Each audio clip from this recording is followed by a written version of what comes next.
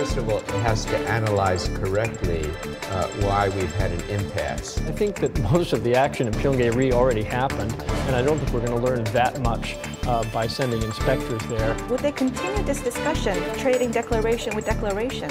I hope they don't simply go back to the same positions that have led to an impasse. The two are not completely in sync on the timing of sanctions relief. And I think there have been some fissures that have developed recently. We have to repair those if we want to have success. From the Voice of America, this is Washington Talk. Hello and welcome to Washington Talk. I'm Eun-jung Cho. Secretary of State Mike Pompeo says he has made real progress during his fourth visit to North Korea. How can the U.S. build on this progress and prepare for a successful second summit between President Trump and Chairman Kim?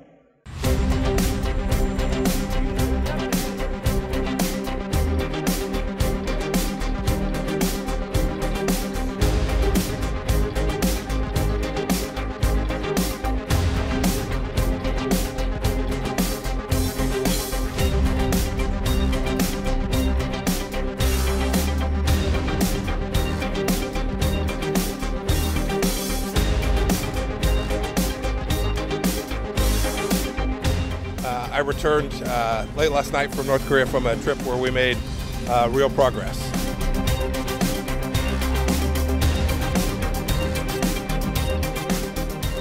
My guest today, Mr. Frank Jannuzi, president of the Mansfield Foundation and former advisor to the Senate Foreign Relations Committee. Also joining us, Mr. Robert Einhorn, senior fellow at the Brookings Institution. Mr. Einhorn was a former special advisor for non-proliferation and arms control at the State Department. Welcome to the program. Good morning. Thank you. If any one of you can start us off, President Trump said the second summit with Kim Jong-un will come after the midterm elections, so we have about a month to go. How can the United States best prepare for a successful second summit? Well, it could do a number of things. First of all, it has to analyze correctly why we've had an impasse since Singapore. It's a complicated matter, but we've been pushing a proposal. The North Koreans have been pushing another proposal, and we haven't been able to have a breakthrough. I think we have to analyze why, and perhaps look for some adjustments in our approach. Not necessarily big concessions by the United States, but altering our approach a bit. Because I've found if you keep banging your head on the wall the same way constantly, you're not gonna achieve any useful result. I think also a key to progress is to ensure that the United States and the ROK remain in lockstep. We have to be unified, and I think there have been some fissures that have developed recently. We have to repair those if we want to have success. I think Bob's right, and I would just add that right now the United States has been so reluctant to move toward a declaration ending the Korean War, and I think for understandable reasons. We worry that it takes all of the heat off North Korea to really make progress on denuclearization. But at the same time, I think the North Koreans are looking for some form of acknowledgement of the steps that they've taken so far, however modest they may be. So I think at this next summit meeting, we need to see some real progress on both the end of war declaration, as well as more concrete steps on getting inspectors in and beginning to curtail North Korea's nuclear activities. And I think that's what Steve Biegun and his counterpart, Chae Sung-hui, will likely work on in the weeks between now and the next summit. Mm-hmm. You just mentioned about Steve Biegun, Representative Biegun and Vice Foreign Minister Chae Sun-hee's meeting. Secretary Pompeo, while in Pyongyang, reportedly had heated discussion with the North Koreans on how they could trade the end of war declaration with the nuclear declaration list. So when Representative Biegun and Vice Foreign Minister Chae meet again, would they continue this discussion of trading declaration with declaration? I hope not. I hope they don't simply go back to the same positions that have led to an impasse. I hope they would show some greater creativity. The problem, of course, when Madam Chae and Steve Biegun meet is that on the North Korean side, only one person can speak for North Korea, and that's Chairman Kim Jong-un. And so Madam Che will not have much flexibility there. I think hopefully they can explore some solutions. They can deal with logistical questions, such as where and when the second summit will be held. But it's going to be difficult for them to achieve major breakthroughs on the key issues. Although it may also be the case that on the U.S. side, only one person's voice really matters, and that's Donald Trump.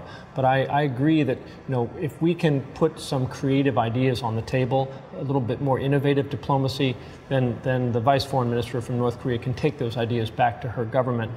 One idea I've been kicking around with colleagues is that the United States and North Korea could convene a peace conference in concert with South Korea and China, sort of a way of taking the end-of-war declaration and establishing a preliminary step to designate representatives to sit down together and start to really seriously work through the issues associated with a peace declaration. This would show meaningful progress toward the end of the war without committing the United States to a piece of paper in advance. Mm-hmm. I think that's a very good idea. If you have difficulty with issues, one approach is to break them down into smaller issues and try to make some progress. I think rather than going directly to a major end-of-war declaration, having a conference such as Frank suggested would be a good idea. Another way of breaking a big problem down to smaller problems is to look at the U.S. proposal for a comprehensive North Korean declaration of its inventory and locations of nuclear weapons, fissile materials, long-range missiles, and so forth. I don't think that the North Koreans are going to do that. A first very important step would be to propose that North Korea suspend all production of fissile material and to declare the location of all facilities that produce fissile material, not just at Yongbyon, but outside of Yongbyon, anywhere in North Korea. So declare the location of those facilities and permit inspectors to go and verify a suspension at those facilities. That would not reveal the numbers or location of North Korean nuclear weapons, missiles. It would be more acceptable, I think, to the North, but it would be a very important first step toward denuclearization.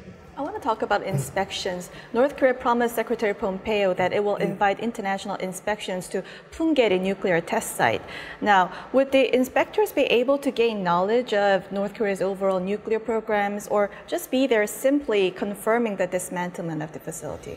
Well, look, they're going to get a little bit of scientific knowledge. If they're allowed to bring instruments and take samples, they may gain some deeper clarity about the yield of the various nuclear tests. They may also be able to determine a bit better the structural integrity of the Punggye-ri test site. But I think that most of the action in Punggye-ri already happened, and I don't think we're going to learn that much by sending inspectors there. Symbolically, it's important, though, just to get qualified inspectors on the ground at a nuclear site. That's better than nothing. Mr. Einhorn, what conditions should be met for this inspection team to be successful and set a good precedent for future inspections in North Korea? Well, I think one has to look at what the purpose of this inspection is. It's to confirm the irreversible dismantlement of the nuclear test site.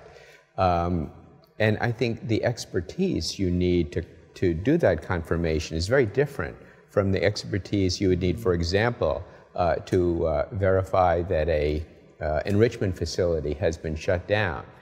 You'd want geologists, you'd want who understand how a previous nuclear explosion could collapse the mountain on top of the test site. They would be able to know whether the dynamiting of the entrances would have a fundamental impact on making it difficult to resume testing at that facility. So I don't think it really sets an important precedent for the future. This is going to be a one-time visit, but verifying denuclearization is a full-time and constant and repetitive process. Mr. Einhorn, how is North Korea now different from North Korea you dealt with directly when you were engaged in the agreed framework and the missile negotiations back in the 1990s? I think North Korea has become much more sophisticated in its understanding of the United States. I have met in the last few years on a kind of track 1.5 basis with Madam Che and her colleagues, and I'm very impressed, especially with the young people she brings. These are people who speak perfect English, who have read all of the literature in the United States, understand American politics much better than the North Koreans did a couple of decades ago, when they were quite naive about American politics. Mr. Jannuzi, how would the results of the November midterm elections impact the ongoing nuclear negotiations with North Korea? Well, I expect that the November results will not have a significant impact, and the reason for that is that the Congress does not want to take possession of this issue, nor do they want to stand in the way of a diplomatic effort to resolve the North Korean nuclear crisis. Last question. South Korean President Moon Jae-in had an interview with BBC today, and he said that signing of the end-of-war declaration is only a matter of time because North Korea promised to remove all its existing nuclear materials and nuclear weapons. What is your reaction to his thinking? Yes, he's made that promise, but it's not clear what it means. Singapore, Kim Jong-un committed to work toward complete denuclearization. Now, I'm working toward playing golf like Tiger Woods. Now, I'm going to be working toward that goal for the rest of my life. And I think Kim Jong-un probably looks at his commitment on working toward complete denuclearization in the same way. So what would make the end-of-war declaration more acceptable to the United States? Well, a concern in Washington about the end-of-war declaration is that the North Koreans and likely the Chinese would use it to pursue their long-term objective of ending the US-ROK security alliance and removing US military forces from the Korean Peninsula. That's a real concern. I think sometimes it's an exaggerated concern, but it's real. So how do you deal with that? One idea I've had is, in parallel with any end-of-war declaration, to issue at the same time a U.S. ROK high-level statement, maybe at the heads of government level, that reaffirms the importance of the U.S. ROK security alliance and the importance of maintaining U.S. military forces in South Korea, even after peace is declared, even after a peace treaty is ultimately achieved. I think having that declaration would be very reassuring to the American public and to many people in South Korea who would be very anxious at the possibility that the alliance would be weakened and that American forces would be removed. And also reassuring to the Japanese as well. So we'll end our first discussion here and watch video for our next topic.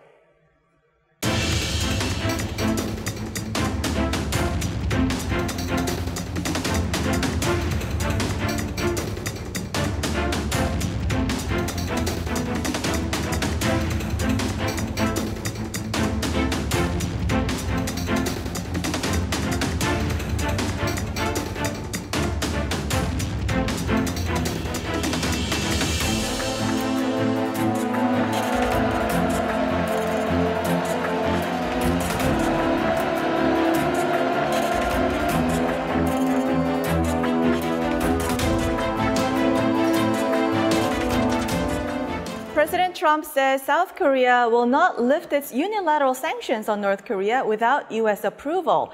This is in response to South Korean Foreign Minister Kang Kyung-hwa's remarks that Seoul is considering lifting sanctions imposed on the North in 2010 following a deadly attack on a warship, Cheonan. Now, is this the best time to announce that Seoul is considering lifting sanctions on North Korea? Well, I think it goes to Bob's earlier point. The U.S. and South Korea need to coordinate very closely, and I think there are some warning signs that the two are not completely in sync. on the timing of sanctions, relief, or other incentives to the North. But I also feel like President Trump's comment maybe is taken a little bit out of context. When he says that South Korea won't move without U.S. approval, I think what he really meant was we are coordinating, we're going to move together, and we're going to do our very best to remain in sync with each other. I wasn't happy to hear President Trump's comment about South Korea can't do anything without our approval. That's not the way you speak with one of our closest and most trusted allies. I think the ROK needs to have considerable independence in pursuing its inter-Korean policy agenda. But at this moment, when there's an impasse between the U.S. and the DPRK, an impasse on denuclearization, I don't think it's the right time, actually, to initiate any major steps, such as the removal of unilateral ROK sanctions against North Korea. I think there has to be very, very close consultation and transparency. And transparency is a two-way street. We've been hearing about South Korea going too fast on reconciliation with North Korea when there's no progress on denuclearization. So wouldn't this show of accumulated frustration on the part of President Trump that South Korea is maybe going too fast? I think there is a concern in the United States that the ROK may be going a bit too fast.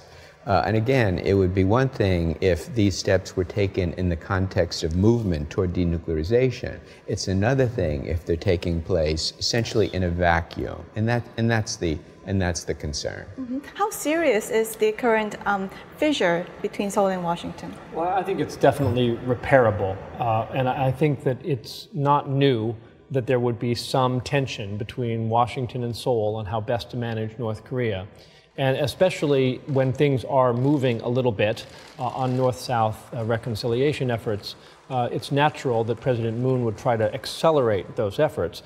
It's paying dividends for him politically at home, and he wants to lock in progress and try to bring the North along. Mr. Einhorn, wouldn't North Korea take advantage of the growing fissure between Seoul and Washington? Yes, they will. I think they will try to widen that difference as much as possible. And they will not be alone. I think the Chinese also would be happy to see the U.S. and ROK allies moving farther apart. Success in dealing with all of these issues requires unity between Washington and Seoul. It's absolutely essential. Mm-hmm. Well, we'll end this conversation here and move on to our next segment. Now time for the photo moment, time to look at an interesting North Korea picture. Today we have a photo of a Wi-Fi service provided in the lobby of the Botonggang Hotel in Pyongyang. This photo is taken by the Pyongyang bureau chief of the Associated Press.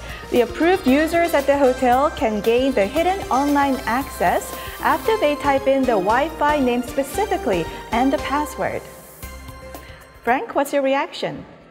Well, I stayed at the Botonggang on one of my visits to North Korea, and there was no Wi-Fi service of any kind. So this is certainly an improvement, and I would hope that foreigners who visit the Botonggang Hotel will enjoy it.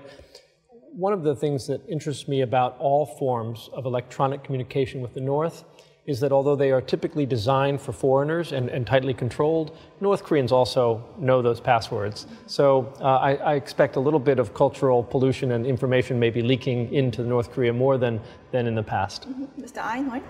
It's obviously positive if North Koreans have access to the internet, but when I look at this picture, I ask myself, which sites have been blacked out?